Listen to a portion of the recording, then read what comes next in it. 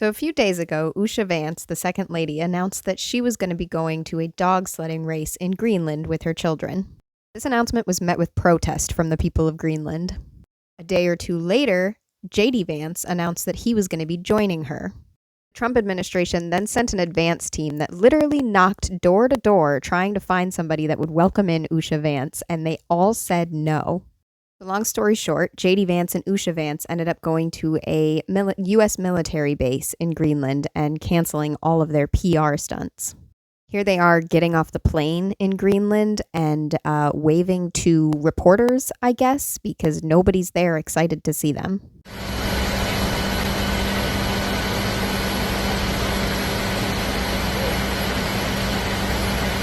We're waving to nobody because this is how Greenland actually welcomed them.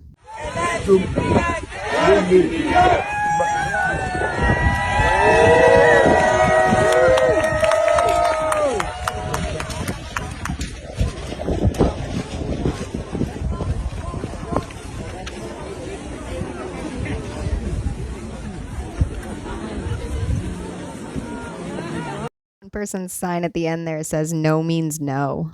J.D. Vance ate with some of the soldiers at this military base, which was really cringy to watch. And then he gave a press conference with a bunch of U.S. soldiers behind him as like a show of force. He answered reporters' questions about whether Trump really does want to take Greenland, and there were a few questions in there about the Signal chat as well. Here he is talking about how it's Trump's desire to take Greenland and how we can't ignore Trump's desires. And the president said today that we have to have Greenland. By being here today, are you also conveying that message that the U.S. is very serious in its desire to acquire Greenland? Well, the president said we have to have Greenland, and I think that we do have to be more serious about the security of Greenland. We can't just ignore this place. We can't just ignore the president's desires, but most importantly, we can't ignore what I said earlier, which is the Russian and Chinese encroachment in Greenland. We have to do more. Call me crazy, but I fully think that we should ignore Trump's desires. Donald Trump's desires is what led him to being called an adjudicated rapist by a judge and jury. And the only people encroaching on Greenland right now, J.D. Vance, is the Trump administration and you and your uninvited wife. Let's take it from this journalist out of Greenland who talks about how them canceling most of the PR stunts is kind of a win for Greenland, and Greenlanders are proud of themselves for pushing back on Trump. Marcus Valentin is a journalist from the Greenlandic Broadcasting Corporation, KNR, and he's joining us now from the capital, Nuuk. Welcome, Marcus. Can I ask you, how do Greenlanders feel about this visit from the US Vice President? Well, the initial reaction was a shock if this was an escalation attempt. But as we've seen that he will only visit the Pituffik Space Base, there's been a sigh of relief among the population up here because the demonstrations are now called off. It is also, there is a feeling of proudness that all the hard work from the different Greenlanders wanting to make mass protests and the politicians trying to get Trump to back off his plans and J.D. Vance to back off his plans has finally, in some sort of way, worked where they are de-escalating the conflict, at least in the short term, because when I talk to international experts in international politics through the Arctic, they say that this is sort of an escalation also in the long term. Greenlanders don't want us there. They don't want to be taken over by the United States. And maybe some of that has to do with the extremely insane rhetoric coming from this administration. To change. Now, when I pointed out a couple of weeks ago that in some ways, with all due respect to our Danish allies, they had not kept pace, there was a lot of criticism from Denmark, a lot of attacks at the Trump administration, at the president, at me, at others in our administration for saying the obvious, which is that Denmark hasn't done a good job at keeping Greenland safe. And And one of the things I heard was, well, what about the many Danes who lost their lives in the war on terror fighting alongside the United States?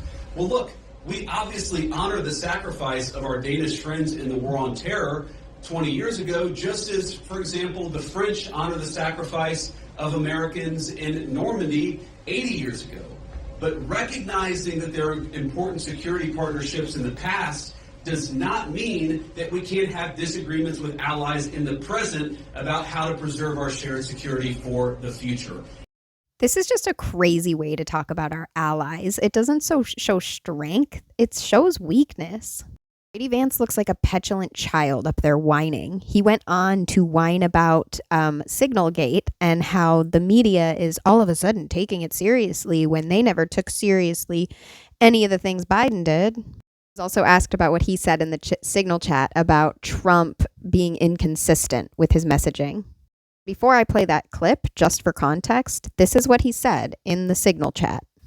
Team, I am out for the day doing an economic event in Michigan, but I think we are making a mistake. 3% of U.S. trade runs through the Suez. 40% of European trade does. There is a real risk that the public doesn't understand this or why it's necessary. The strongest reason to do this is, as POTUS said, to send a message, but I am not sure the president is aware how inconsistent this is with his message on Europe right now. There's a further risk that we will see a moderate to severe spike in oil prices. I am willing to support the consensus of the team and keep these concerns to myself, but there is a strong argument for delaying this a month, doing the messaging work on why this matters, seeing where the economy is, etc. I wanted to ask you about last week's news with the Atlantic. We've had a couple questions on Greenland. I feel like you've answered that. But I did want to ask, did you express your concerns to the president that you were opposed to the Houthi strike? And also, what did you mean when you asked, or when you said in that thread that the president wasn't aware that his directions for Yemen were inconsistent with his message on Europe? Well, I didn't quite say that. I think that's a slight bit misunderstanding of what I said, but again, his exact words were, I am not sure the president is aware how inconsistent this is with his message on Europe right now. And multiple times he said he thought it was a mistake. Sorry, JD, you were lying to the American people? a slight bit misunderstanding of what I said, but we've talked, of course, in the American media about Signalgate, as I called it, for the past week.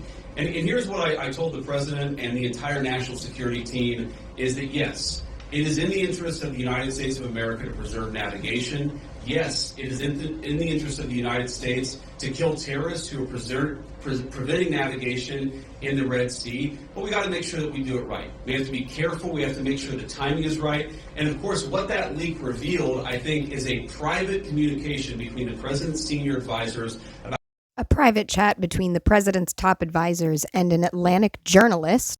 Sorry, JD, I know it's hard to keep your lies straight with all these constant interruptions. Please do go on. What I think is a private communication between the president's senior advisors about how best to prepare the American people for what we all thought we had to do, about the right timing of when we should do something, and of course, surfacing the strategic questions that we needed to decide and brief the president on so that he could ultimately make the decision about what we would do. What I saw in that Signal chat, and of course what I've seen in the president's senior national security team, is that sometimes we all agree and sometimes we all disagree, but it's important that we all have an honest conversation amongst ourselves and with the President of the United States about what we think is the best interest of the national security of the United States of America. I support the president's decision. See, guys, it was just a simple chat between the top advisors to the president about the timing and strategy of a attack plan. Definitely not a big deal that anybody should be upset about. Anyway, here he is attacking the media for being upset about it. When can we expect an update on the internal investigation into that Signal chat leak? Has that investigation concluded, and what are the findings? I think we'll get an update soon. Look, we take it very seriously. We all accept that a journalist should not have been invited into the chat, and members of the administration, including my dear friend Mike, have taken responsibility for it. But I find the American media's obsession with this issue very, very interesting, because I happen to remember about 4 years ago when American military leadership made a catastrophic error that got 13 innocent Americans killed in Afghanistan and had about $80 billion of military equipment turned over to one of the worst terrorist organizations in the world. Sorry, I have to jump in and interrupt that non-answer deflection to the question about whether there's going to be an investigation. Yeah, what happened with the pullout of Afghanistan was really bad, but you are the vice president now. Donald Trump is the president. And just this past week, 4 soldiers were found dead in Lithuania, and you guys have said nothing about that. Donald Trump wasn't even briefed on it.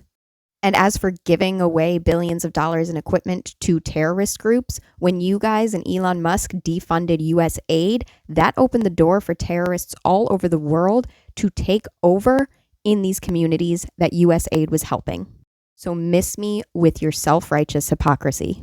Anyway, please go on about how you did nothing wrong while standing in front of a bunch of military personnel who, if they did even anything close to what you did, would be fired on the spot. And had about $80 billion of military equipment turned over to one of the worst terrorist organizations in the world. And for years, the American media ran cover for a Biden administration that refused to fire any generals or even launch an internal investigation that was meaningful and substantive about what happened. And now the same American media that covered for the Biden administration after the untimely death and the unnecessary death of 13 brave Americans is really, really interested in forcing the President of the United States to fire someone because of a signal chat.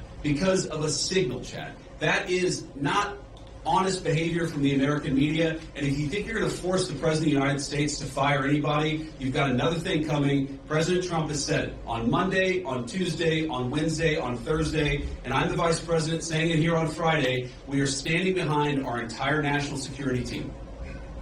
Literally insane for him to be claiming that the United States media has been covering for Biden for years when this is the way Fox News is talking about the Signal story. Ever try to start a group text? You're adding people and you accidentally add the wrong person. All of a sudden, your Aunt Mary knows all your raunchy plans for the bachelor party. Well, that kind of happened today with the Trump administration. Mike Waltz was putting together a group chat on Signal, an encrypted app, with the Secretary of Defense, the VP, and a bunch of other national security officials to collaborate on whether to strike Iranian proxies in Yemen who keep firing missiles and shutting down shipping. Well, National Security Advisor Mike Waltz accidentally added a reporter to the group text, and not a good reporter. Jeffrey Goldberg from The Atlantic, one of the biggest hoax artists around. You know, accidentally texting a journalist about how you're bombing apartment buildings in Yemen is exactly like accidentally texting your aunt your raunchy bachelor party plans, which is oddly specific, Jesse Waters. This whole press conference was so stupid and pointlessly cruel towards the people of Denmark and Greenland. And I wanted to end on that same Greenland journalist talking about how they were trying to do PR stunts with people and how one location basically told Usha Vance she needs to buy her own ticket and wait in line like everybody else. There are reports of US officials going door to door in Greenland to try and find some residents who are prepared to give J.D. Vance and his wife a warmer welcome. Can you confirm that that happened? I can confirm that happened. I have some sources that was planning the visit, that was trying to set up some visits, and have gotten rejections from everywhere. And we have also heard from different vendors here in Nuuk that people came up to them and said that they wanted to make a PR stunt.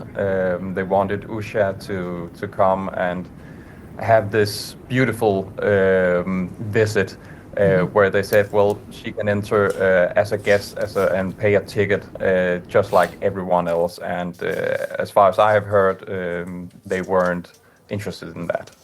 I just want to reiterate that the Trump administration is going to lie and say this was a successful visit. But what we've all seen with our own eyes, what the people of Greenland are saying is they do not want Trump there. They do not want to be taken over by the United States. And this is the consensus around the world. Just the other day, the new Prime Minister of Canada, Mark Carney, said that the relationship between the United States and Canada is over. The old relationship we had with the United States, based on deepening integration of our economies and tight security and military cooperations, is over. Donald Trump has destroyed our relationships with our closest allies, and all for PR stunts that nobody wants.